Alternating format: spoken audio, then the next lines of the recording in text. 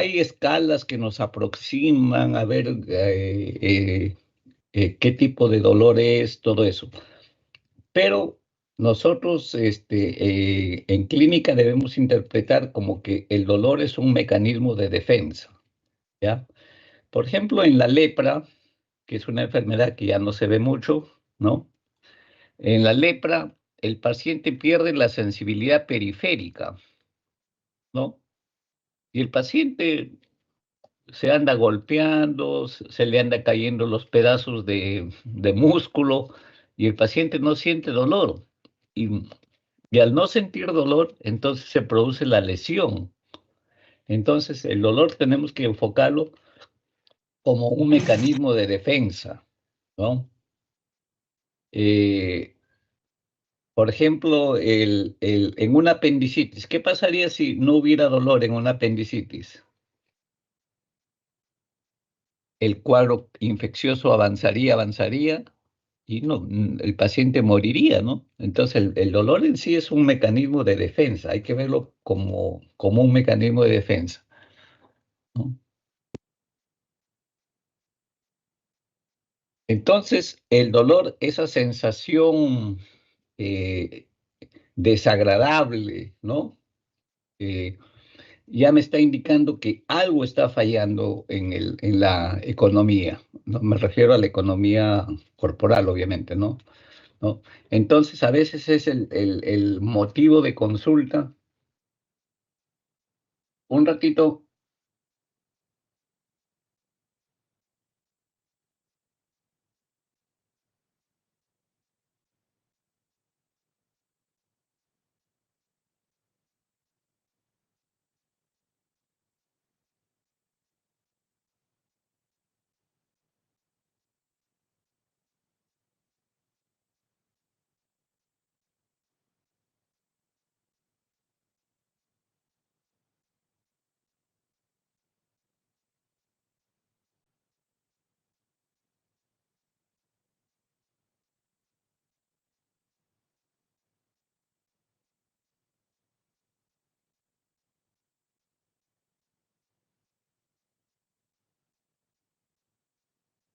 ya. Entonces, no, quería admitir a unos compañeros que están entrando recién, ¿no? Entonces, el dolor a veces nos permite identificar fácilmente la estructura que está siendo agredida, ¿no? Por ejemplo, una odontalgia, un dolor de dientes, obviamente, ¿no? Sabemos dónde está la causa del dolor. Entonces, pero no todos los dolores son de la misma forma o se presentan con las mismas características. No es lo mismo, por ejemplo, una cefalea de la migraña con un cólico, un dolor tipo cólico de la vesícula, ¿no? Cada uno tiene sus características. Entonces, por eso en esta charla el objetivo no es hablar de cada uno de los, eso, conforme vaya avanzando la semiología, conforme vayan avanzando ustedes, van a ir identificando los diversos tipos de dolor, ¿no? Entonces, el objetivo es identificarla, no solamente saber que duele, sino identificar la causa del dolor para poder dar, como dice acá, un alivio en forma rápida y eficaz, ¿no? En la medida de lo posible. Pero, ¿qué cosa es el dolor? ¿No? ¿Qué cosa es el dolor? El dolor podemos definirlo de varias maneras, ¿no? Pero en general es la sensación desagradable, ¿no? La sensación desagradable que manifiesta el paciente, ¿no? Y que puede ser el trasfondo de una enfermedad, ¿no? O puede ser un trastorno emocional, ¿no? Que ahorita vamos a ver cómo se diferencia el dolor y cómo es el sufrimiento, que si bien es cierto pueden tener similitudes, no son iguales, ¿no? A veces puede haber dolor sin haber daño, por ejemplo, en el dolor neuropático, como lo vamos a ver, pero por eso el dolor no deja de ser real, duele, ¿no? Entonces, una definición práctica sería ¿Qué cosa es el dolor? Es todo aquello que dice que el paciente que duele. Es algo así como, por ejemplo, cuando definen el tiempo los astrofísicos, ¿no? No lo definen con magnitudes físicas, pero al final dicen, bueno, el tiempo es lo que marcan los relojes, se acabó, ¿no? Entonces, el dolor es aquello que el paciente dice que le duele, ya, pero eso tiene ciertas connotaciones anatómicas, etcétera, como vamos a ver más adelante. No es lo mismo dolor y sufrimiento, porque el dolor te puede llevar al sufrimiento, ¿no? Por ejemplo, un dolor oncológico, vemos cómo sufre el paciente, ¿no? ¿No? Pero hay algunos casos en los que, por ejemplo, el dolor puede ser, tiene una carga psicológica, como por ejemplo, una pérdida familiar, ¿no? Se murió el papá, se murió la mamá, el hijo, etcétera. Eso ocasiona un sufrimiento, pero eso no es dolor, ¿no? Pero sí el dolor te puede llevar a sufrir, ¿ah? Ya, entonces, a veces el paciente dice, ¿con qué dolor? Por la pérdida, ¿no? Pero no, a veces eso no tiene características clínicas.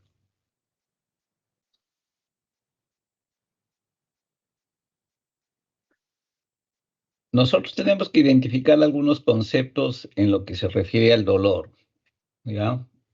En lo que se refiere al dolor. Por ejemplo, para eso tenemos que manejar ciertos conceptos claros para no perdernos,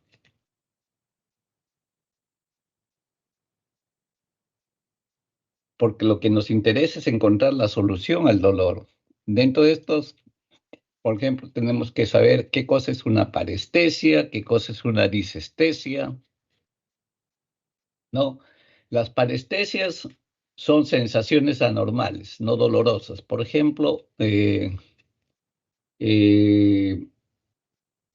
el hormigueo que uno siente a veces cuando ha habido presión sobre el brazo, ¿no?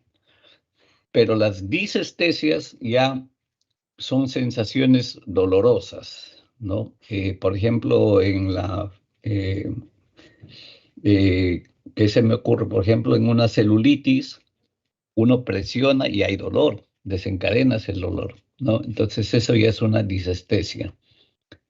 Y el dolor superficial es aquel dolor que se siente obviamente en la superficie del corporal, ¿no? Y que generalmente es un dolor de tipo urente, quemante.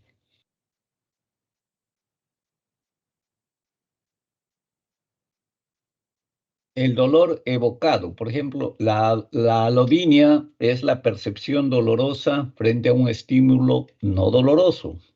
Ya en algunos pacientes tienen los receptores tan alterados, tan sensibles, que, por ejemplo, se exponen al aire y hay dolor, cosa que no ocurre en una persona normal, ¿no? Entonces, la alodinia es cuando ustedes tocan apenas al paciente y desencadenan el dolor, ¿no?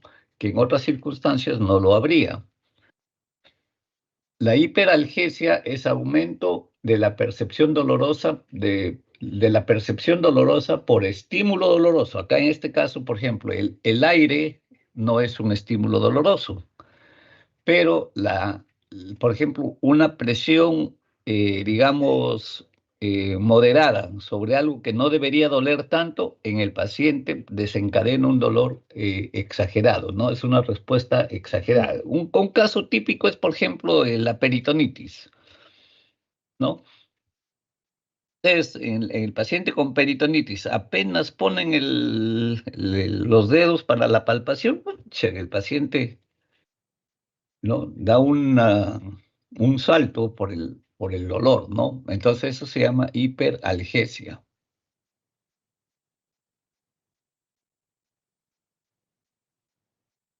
Al contrario, en la hipoestesia hay disminución de la percepción del estímulo no doloroso, ¿no? Eh, digamos que la hipoestesia generalmente todos estamos bien, normales, ¿no? Y la hipoalgesia no es lo mismo hipoestesia que hipoalgesia, ¿no? La hipoalgesia sí es la disminución de la percepción del estímulo doloroso. Lo que les hablé al principio, un paciente con lepra, por ejemplo, está disminuida su percepción del dolor. Ustedes le pueden hincar con una aguja y de repente no siente dolor, ¿no? Y la termohipoestesia es la disminución de la percepción del estímulo frío-caliente, ¿no? Ustedes, por ejemplo, el frío duele. Pónganse un trozo de hielo en la mano y manténganlo ahí un rato para que vean cómo duele, ¿no? O ya obviamente una cosa caliente, ¿quién no ha sentido el dolor por un, por un objeto caliente, ¿no?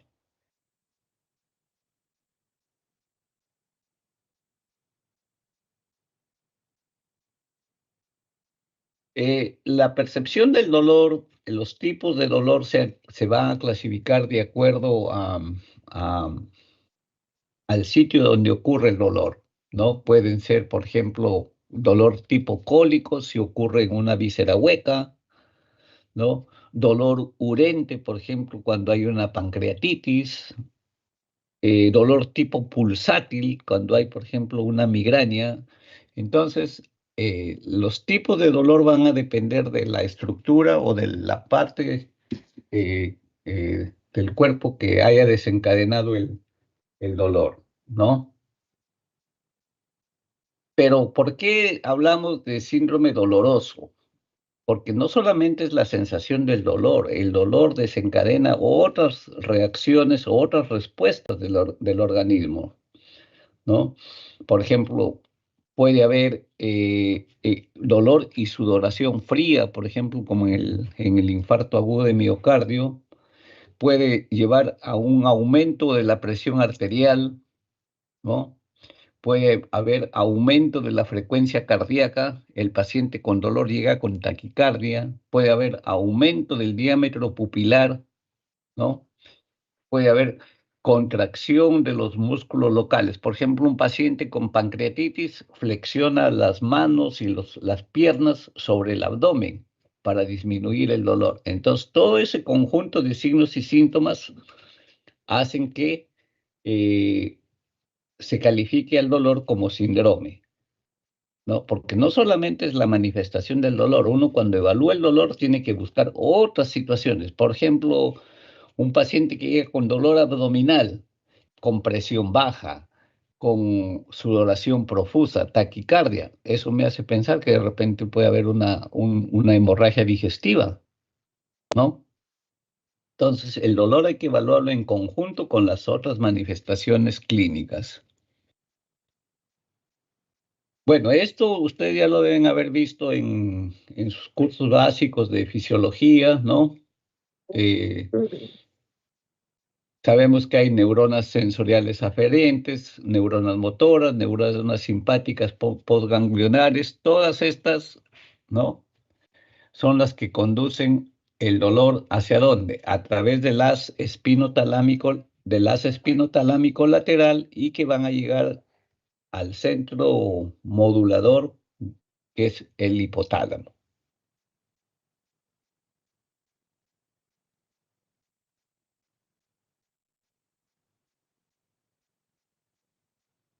Eh, el dolor generalmente en algunos casos es favorecido por neurotransmisores como la bradicinina, ¿no? Las prostaglandinas, los leucotrienos, ¿no? Por ejemplo, el, el dolor de la artritis, por ejemplo. El paciente en la mañana se levanta con el dolor. ¿Por qué? Porque las articulaciones han aumentado localmente las prostaglandinas y eso duele, ¿no? Pero cuando el paciente empieza a trabajar, el calor inhibe las prostaglandinas y disminuye el dolor. Entonces, eh, a veces algunos tipos de dolor tienen algunos eh, neurotransmisores específicos, pero generalmente son estos, ¿no? La bradicinina, las prostaglandinas, los leucotrienos, ¿no?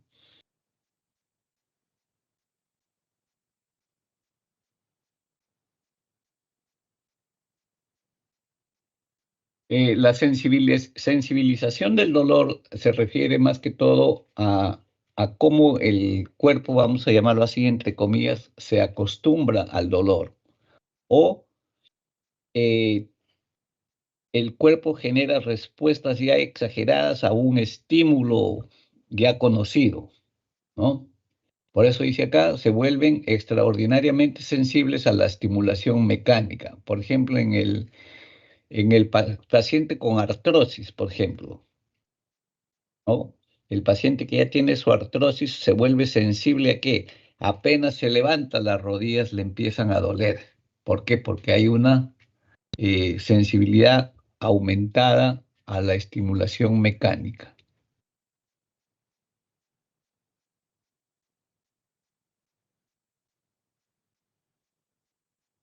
Bueno, en lo que les decía acá, ¿no? El- el- las fibras que conducen eh, las fibras que conducen el dolor, ¿no? Lo hacen a través del asa espinotalámico lateral, ¿no? Del asta dorsal, y ahí generalmente el neurotransmisor por excelencia es el glutamato, ¿no?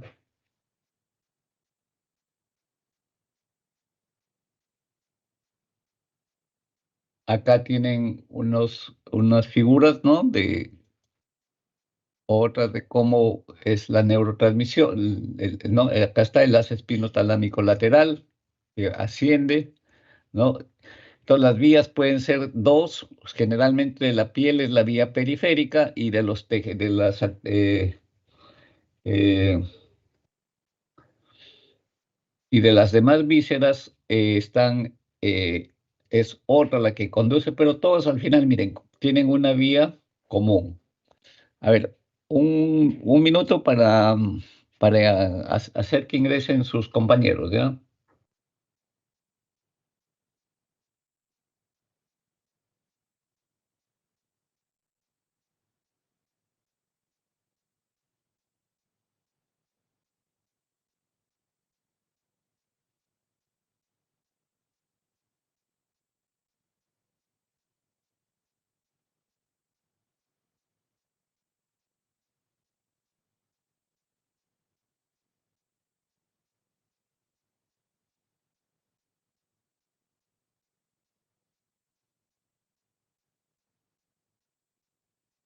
Ya, la modulación del dolor, ¿no? La modulación del dolor más que todo se refiere a cómo el dolor puede afectar a personas diferentes, en forma diferente, ¿no? Un dolor que de repente para algunos es intenso, para otros eh, no lo es, ¿no? Esto se comprobó, por ejemplo, en la Segunda Guerra Mundial, ¿no? En el cual ya los soldados tan acostumbrados al sufrimiento estaban que se producían heridas que en otras circunstancias hubiese producido un dolor muy intenso, en ellos lo toleraban, ¿no? Y esto se utiliza más que todo a veces en investigación para ver el efecto de placebo que se puede experimentar en el caso de la tolerancia al dolor. El dolor neuropático generalmente está referido a el dolor que siente el paciente en el cual ya no hay una lesión visible, una lesión aparente, ¿no?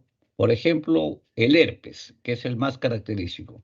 El herpes, cuando en sus estadios iniciales da dolor intenso en la zona de los dermatomas, intensísimo el dolor, luego aparecen las vesículas, sigue doliendo, luego con el tratamiento desaparecen las vesículas, desaparecen las lesiones, pero el paciente se sigue quejando de dolor.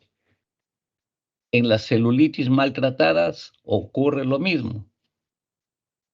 En la diabetes, por ejemplo, en la diabetes el paciente se queja de dolor en los talones, que le duelen los pies, siente dolor en las piernas. Ustedes lo revisan y no hay ninguna lesión, no hay nada aparente, ¿no? Entonces, en ese tipo de dolores en los cuales no se evidencia una lesión eh, aparente, Esos se denominan dolores de tipo neuropático.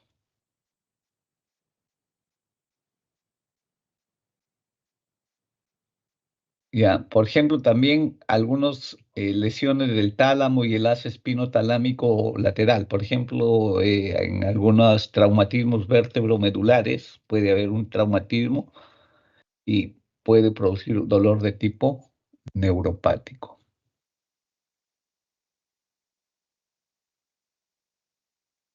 En algunos casos, el paciente puede quedar con alodinia, ¿no? Apenas uno pone la mano o cualquier estímulo mínimo produce dolor.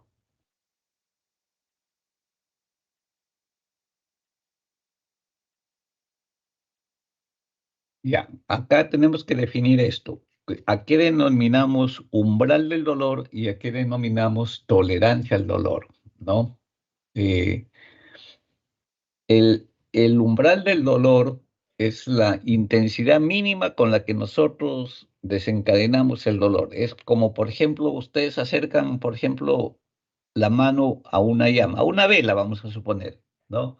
Lo acercan, lo van acercando. Entonces, primero van a sentir la sensación agradable del calor, pero conforme se van acercando, entonces se desencadena el dolor, ¿no? Ese se llama umbral, ¿no? Umbral del dolor. Por ejemplo, uno eh, en la peritonitis o en la apendicitis, por ejemplo, uno presiona en el punto de McBurney, que más adelante lo van a aprender, va presionando, presionando y no hay dolor. Cuando ya vas ejerciendo más presión, desencadenas el dolor. A eso se llama umbral del dolor. Es el estímulo mínimo que se necesita para desencadenar el dolor, ¿no? Y la tolerancia al dolor más bien es cuando ya el paciente necesita un estímulo mayor para desencadenar el dolor, ¿ya? Pero ahora, ¿cómo miro el dolor si es tan subjetivo, ¿no? ¿Cómo lo voy a medir el dolor? Para eso hay varias escalas, ¿no? La escala visual análoga, que en la escala visual análoga en realidad no es otra cosa que es una escala numérica, ¿no? Entonces, preguntándole al paciente del 1 al 10, por ejemplo, cuánto es su dolor y uno va dando la valoración, ¿no? Ah, bueno, del 1 al 5 es un dolor moderado, del 5 al 8, perdón, del 1 al 5 un dolor leve, del 5 al 8 un dolor ya moderado y de 8 a 10 intenso, ¿no? Entonces, esa es una escala numérica. Eh, entonces, a veces en la práctica, por ejemplo, eh, nos encontramos con pacientes que la escala numérica no la entienden, sobre todo los que van a hacer práctica en las Mercedes van a dar cuenta cuán difícil es valorar a veces el dolor en un paciente, pero hay cosas prácticas que uno le puede preguntar, ¿no? Como por ejemplo, el dolor lo hace llorar. ¿Quién llora por un dolor leve? Nadie, ¿no? El dolor le obliga a pedir ayuda, por ejemplo, ha ido a la emergencia por ese dolor, si acude a la emergencia es porque es intenso. ¿Quién se va a la emergencia si no le duele? ¿No? El dolor no lo deja dormir, ¿no? Porque va a haber pacientes así, ¿no? Llegan, dolor, el dolor de cabeza me mata, ya no puedo, Y ahí tú entonces le preguntas, señora, ¿y usted duerme tranquila? No, eso sí, yo todas las noches duermo tranquila. O sea, uno ya valora, ya en la experiencia, en el campo clínico, uno ya valora eso, ¿no? ¿Qué cosas todas las noches duerme tranquila? Y o sea, que el dolor es selectivo, entonces uno ya va valorando esas cosas, ¿no? Ahora, el dolor, como les dije al inicio, va a tener sus características de acuerdo a la anatomía. Eso lo van a ir aprendiendo conforme van avanzando. No es lo mismo, por ejemplo, el dolor agudo del miocardio, un infarto agudo del miocardio, con un dolor, por ejemplo, por apendicitis. Cada uno de esos, o la apendicitis es diferente, por ejemplo, al dolor provocado por una litiasis, por un cólico vesicular. Entonces, todas esas características del dolor lo van a ir aprendiendo ustedes en la práctica, ¿no? Conforme vamos avanzando. Lo que yo les he dado ahorita acerca del dolor son generalidades, ¿no? De todas maneras, siempre hay que preguntar en el dolor, ¿no? La forma de inicio, la localización, el tipo de dolor, ¿no? ¿Qué factores lo agravan? ¿Qué factores lo alivian? Como siempre les digo, ¿no? Uno puede evaluar el dolor y si no le preguntas dónde está localizado y qué tipo de dolor, no vamos a llegar al diagnóstico, ¿no? No es lo mismo un dolor cólico que un dolor pulsátil. No es lo mismo un dolor opresivo que un dolor urente, ¿no? En la medida de lo posible, si se puede obtener esos datos, tenemos que obtenerlos, pero a veces no es posible también. A veces, por ejemplo, el paciente llega este, con trastorno de conciencia, ya ahí nos limita, ¿no? Pero siempre uno debe empezar la localización y el tipo de dolor, ¿no? Sin esos dos datos que son importantes, es muy difícil a veces llegar al diagnóstico. Entonces, lo que hemos visto ahorita son generalidades del dolor, ¿ya? Porque ya cada tipo de dolor, conforme van avanzando en el desarrollo de la asignatura, ya lo van a, lo van a ver. Entonces, vamos a seguir con el siguiente tema, que es el edema.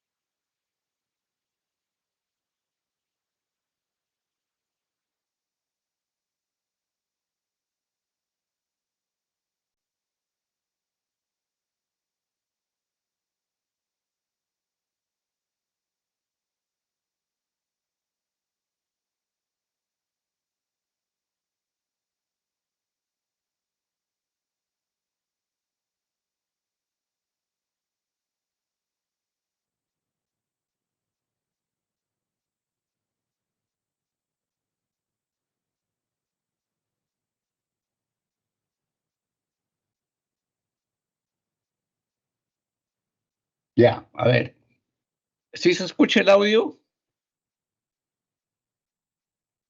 Hola. Sí, doctor. Sí, doctor. Ya, ya, muy bien. Vamos a ver el otro síndrome básico, ¿ya? Por ejemplo, fiebre, dolor, edema, ictericia, anemia, todos esos síndromes, el que inicia en semiología los tiene que saber, porque todos estos síndromes nos van a perseguir toda la vida, ¿no? Entonces, si uno sabe hacer una buena semiología, acá ya no, la parte que me toca no es hacer la fisiopatología, porque en realidad la fisiopatología o la fisiología ya lo tienen que tener ustedes, ¿no? Acá lo que me interesa es que ustedes aprendan a aplicar el conocimiento del síndrome para poder llegar a la enfermedad. Por ejemplo, en el edema, lo que me interesa es que ustedes sepan enfocar un edema, buscar un edema, hacer la anamnesis de ese edema, ya que las causas de las presiones hidrostáticas, coloidosmóticas, eso es parte de su formación de fisiología. Esa parte ya no la vamos a ver acá. Entonces, ¿cómo definimos eh, El edema. El edema no viene a ser más que la acumulación de líquido en diferentes espacios del cuerpo, ¿no? Generalmente ocurre en el líquido, en el espacio intersticial, ¿no? Y el espacio intersticial ocasionado por diferentes mecanismos, ¿no? Los mecanismos que te pueden llevar al edema son varios, ¿no? Por ejemplo, el derrame pleural es un tipo de edema, la asitis es un tipo de edema, la hinchazón que se produce en los labios, por ejemplo, por el edema angioneurótico, es un tipo de edema, ¿no? Pero lo que interesa acá es ver el enfoque. Cuando yo digo enfoque, es una vez que yo ya he diagnosticado mi edema clínicamente, ¿no? Ya tengo ya, entonces yo tengo que saber eh, enfocar, buscar la causa del edema, así como en el dolor. Yo ya hice mi clínica del dolor, ya, entonces tengo que presentar la causa de ese dolor. Igualito es acá.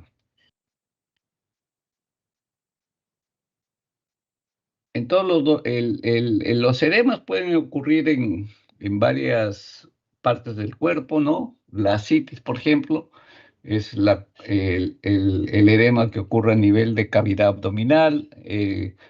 A nivel de cavidad pleural tenemos el hidrotórax o derrame pleural. Cuando el edema ocurre ya en más de dos espacios, ¿no? Se llama anasarca, ¿no? Puede haber, por ejemplo, ascitis, puede haber derrame pleural, puede haber edema en miembros inferiores, a eso se llama anasarca.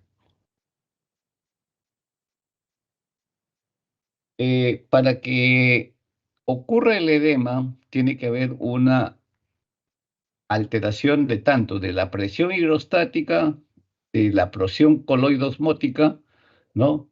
Tanto del líquido intersticial como del plasma. O sea, acá tenemos, por ejemplo, ahí, ¿ya? Eh, el espacio intersticial con el espacio intravascular deben estar en equilibrio, ¿ya? En equilibrio. Y si este equilibrio se rompe por A o B motivos, entonces el líquido va a salir del intravascular al intersticial, ¿no? A ver, les pongo un ejemplo bien groserito, bien grosero. Por ejemplo, ustedes han visto las paredes, ¿no? Los ladrillos no están pegados unos con otros. Entre ladrillo y ladrillo hay cemento. Eso sería, el ladrillo sería una célula. El cemento que los está uniendo sería el espacio intersticial. Y por ahí circulan las cañerías de agua. Eso sería el intravascular. Mientras no se rompa la cañería, la pared va a permanecer seca.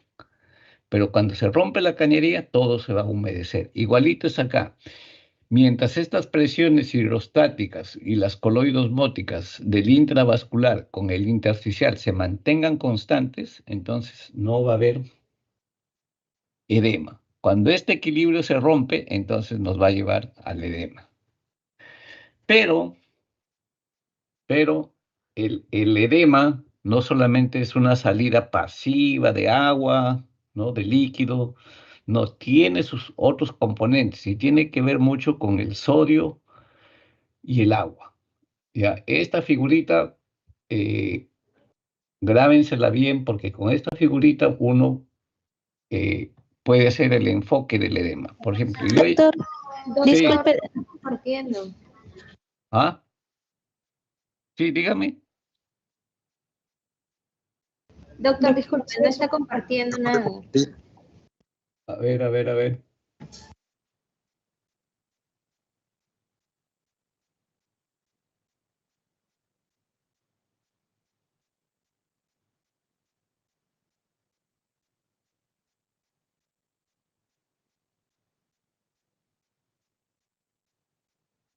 Sí, sí, sí, ¿no?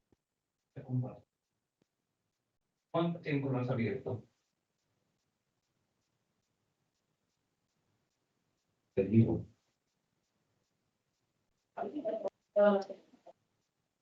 Que no sé compartir.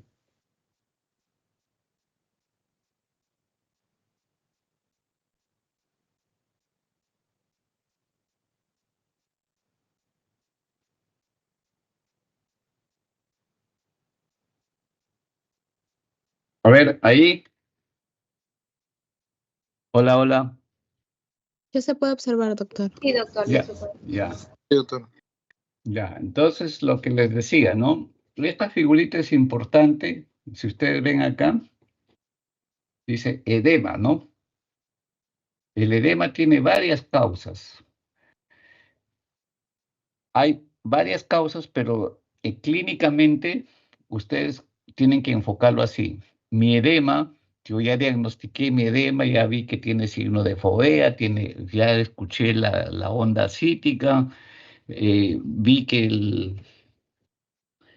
el murmullo vesicular está abolido en pulmones, entonces tengo acá, voy a concluir que es un edema, pero el edema yo tengo que enfocarlo, ¿no? Digo, el edema puede ser de origen cardíaco, puede ser de origen hepático o renal. Esos son los tres grandes grupos. Hay otros grupos también como causa de edema, pero los principales son estos, ¿no? Entonces, por ejemplo, en la insuficiencia cardíaca, va a aumentar la presión venosa en la aurícula derecha, esto me va a aumentar la presión capilar,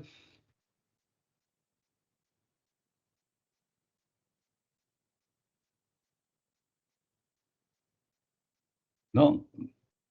La presión capilar, entonces esto me va a dar una disminución del volumen plasmático. El volumen plasmático va a disminuir el péptido arterial natriurético, me va a producir constricción renal, va a disminuir la filtración renal, ¿no?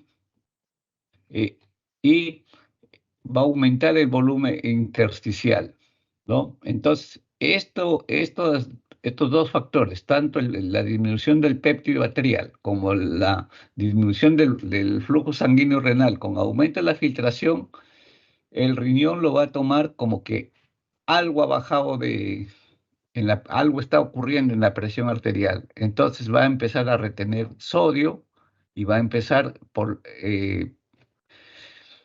consiguiente, al retener el sodio, va a retener también el agua, ¿no? Entonces, al retener el sodio y el agua, aumenta el volumen plasmático y esto va a ocurrir en la transudación y esto me va a generar el edema. El aumento en el volumen intersticial me va a generar el edema, ¿no? Lo mismo ocurre, por ejemplo, si el problema es renal o es hepático, ¿no? Todos van con la disminución del volumen medio, disminuye el volumen arterial efectivo, a pesar de que no hay deshidratación, ¿no? Esto va a generar un aumento del sistema renina-angiotensina-aldosterona. ¿Y qué va a ocurrir? Al aumentar la aldosterona, va a reabsorber sodio y va a retener agua. Y se genera el mismo mecanismo, edema. Lo mismo ocurre cuando se pierden proteínas, ¿no? Hay hipoalbuminemia, disminuye la presión oncótica y entramos en este círculo, ¿no? Va a haber un aumento de la hormona antidiurética, retención distal de agua y esto va a llevar a la retención de sodio y retención de más agua y el edema, ¿no? Así es como podemos enfocar el edema.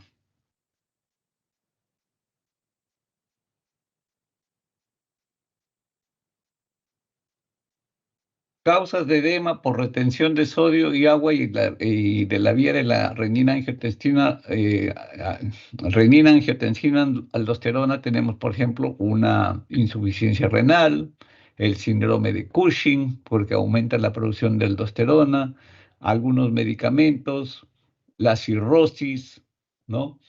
Por aumento de la presión capilar tenemos, por ejemplo, las varices, las tromboflebitis, la congestión cardíaca, ¿no? la insuficiencia cardíaca y en algunos casos la sobrecarga de líquidos. Por aumento de la presión oncótica tenemos las infecciones, ¿no? Acá tenemos, ven una figurita, este es un edema angioneurótico, ¿no? Traumatismos, quemaduras, ¿no?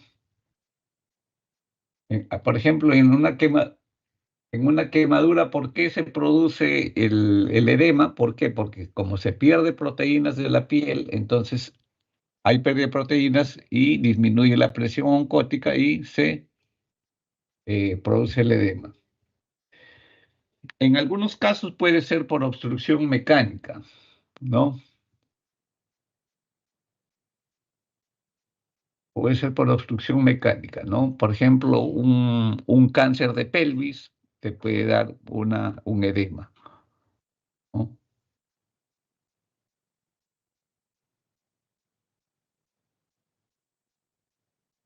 Pero el síndrome edematoso, uno tiene que, también te va a dar, no solamente es el edema, sino te da otras manifestaciones.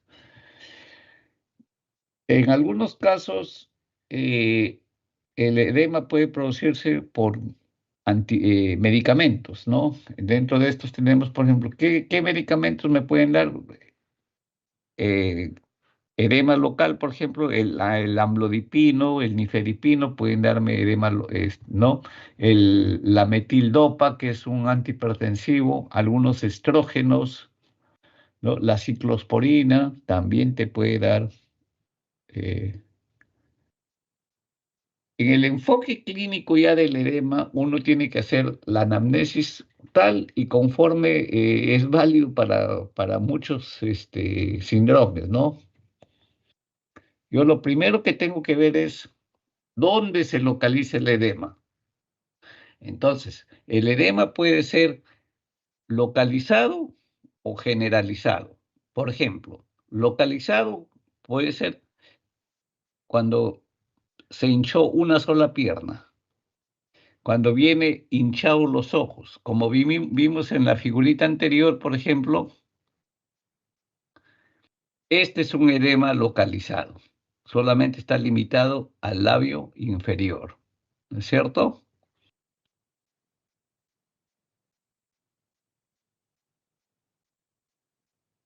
Ya. Cuando el edema se localiza en un solo punto y no es simétrico, por ejemplo, si solamente es una pierna y la otra pierna no está hinchada, entonces yo digo, es un edema localizado asimétrico, ¿no? Si es las dos piernas, sí estamos hablando de un edema generalizado, ¿no? Los edemas generalizados generalmente ya son de causa renal, hepática o cardíaca.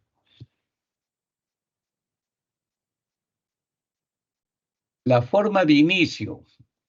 Es muy difícil que, por ejemplo, un edema generalizado empiece de un momento a otro, ¿no? Generalmente el edema son más pausados, son más lentos en instalarse, al contrario de lo que ocurre, por ejemplo, en un edema localizado.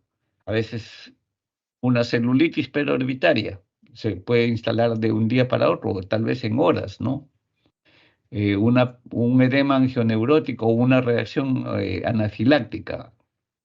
Te picó una abeja, qué sé yo, un insecto, y el edema se instala en forma brusca, ¿no? Eh, en caso, por ejemplo, de los edemas generalizados, hay que ver qué cosa es lo que apareció primero. Si la citis aparece primero, estamos frente a un caso de cirrosis. Si el edema va a las piernas, es un edema cardíaco o renal.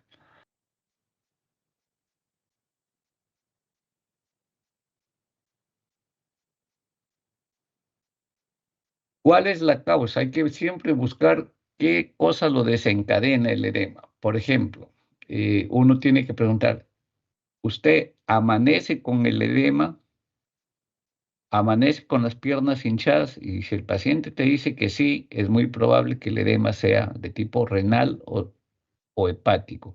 Si el paciente le dice, no, en las noches me baja completamente, durante el día es cuando se me hinchan las piernas, podemos estar ahí frente a un caso de insuficiencia cardíaca, ¿no?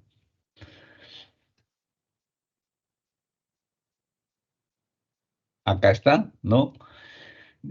Si disminuye durante la noche, ¿no? Estamos ante insuficiencia cardíaca congestiva o insuficiencia venosa central.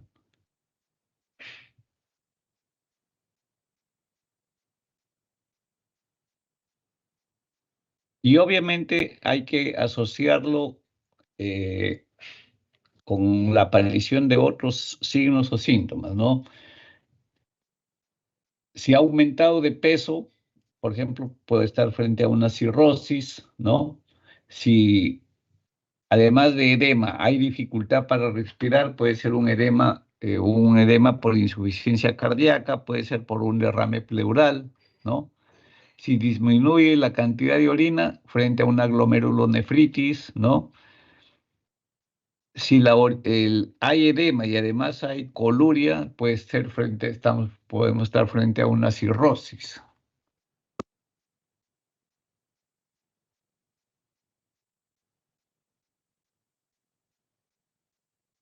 Eh, Factores ambientales, ¿no? El consumo excesivo de alcohol me puede llevar a pensar en un edema por enfermedad crónica o una deficiencia en la dieta, ¿no? Un edema por hipoalbuminemia.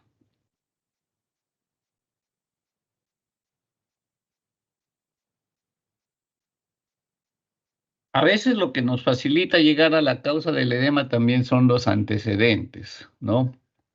Por ejemplo, paciente con antecedente de valvulopatía, ¿no? Con síndrome valvular, ¿no? Entonces ya es lógico me está orientando a un consumo, a una hepatopatía crónica, ¿no? Pacientes, perdón, una valvulopatía una insuficiencia cardíaca congestiva, ¿no? Un paciente con excesivo consumo de alcohol ya me está diciendo que probablemente sea una hepatopatía crónica.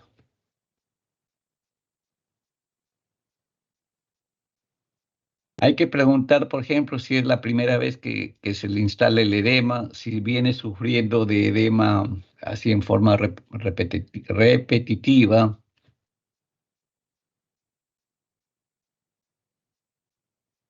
eh, Preguntar si hay antecedentes de derrames pleurales a repetición.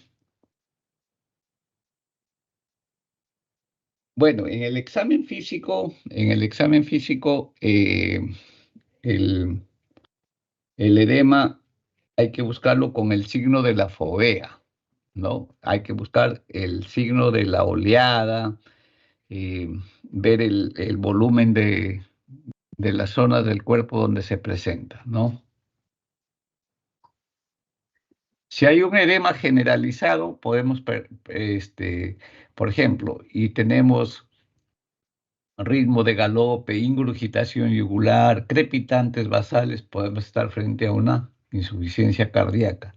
Si el edema se asocia a ictericia, hepatomegalia, arañas vasculares, eritema palmar, puede tratarse de una cirrosis, ¿no? Si hay edema y además encontramos pulso paradójico, ruidos cardíacos hipofonéticos, podemos pensar que puede ser un edema por taponamiento pericárdico, ¿no? Si encontramos un paciente desnutrido y edema, entonces obviamente que el del edema es carencial.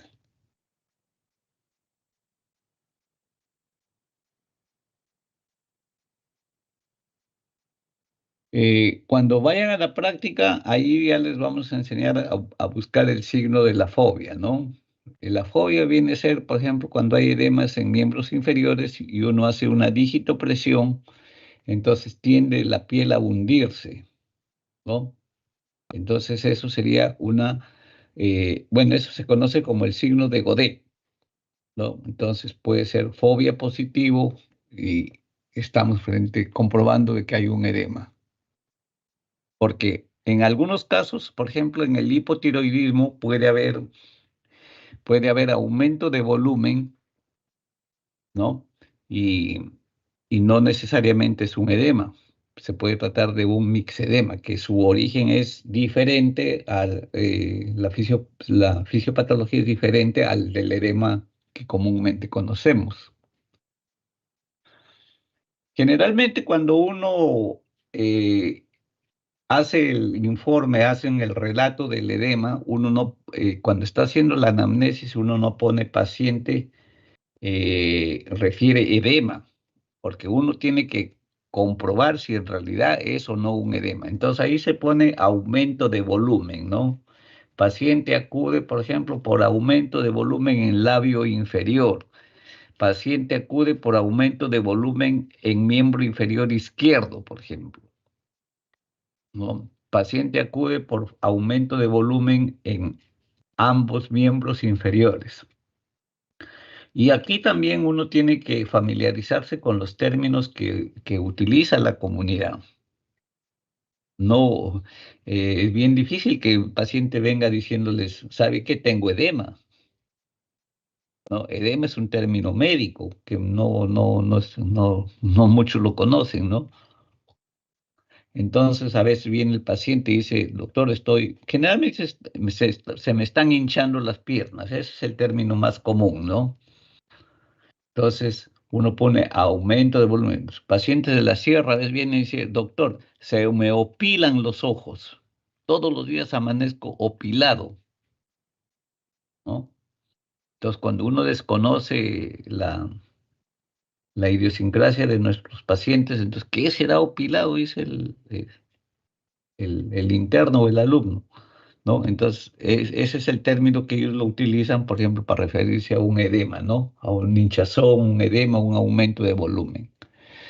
Por eso es que generalmente la descripción tiene que empezar aumento de volumen. Si es la anamnesis, no pueden poner edema, ¿ya? Porque primero, ya una vez que ustedes han hecho la anamnesis, encontraron aumento de volumen en el examen físico, encontraron signo de fobia positivo, ahí sí, al final dicen síndrome edematoso, ¿ya?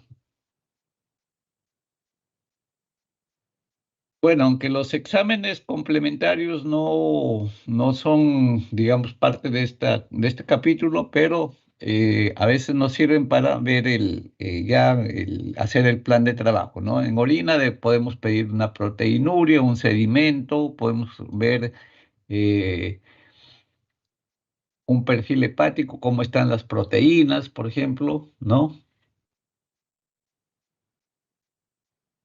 Ver la presión venosa, que en la cirrosis hepática puede estar normal o puede estar elevada en la insuficiencia cardíaca, en las obstrucciones venosas centrales, ¿no? Y algunos exámenes que uno tiene que pedir de acuerdo al diagnóstico, pues, ¿no? Ya.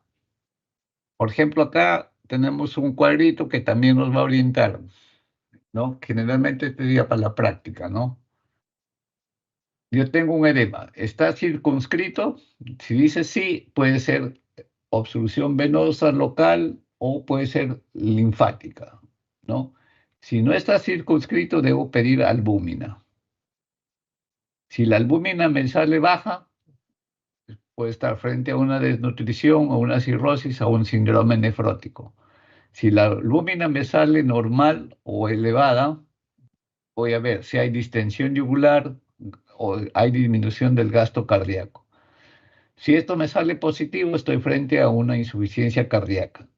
Pero si esto está normal,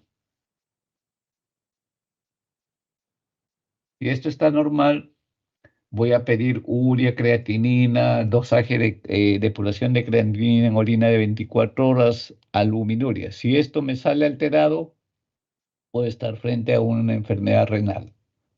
Si no, ya tengo que ir por otro. Si todo esto está normal, ya tengo que buscar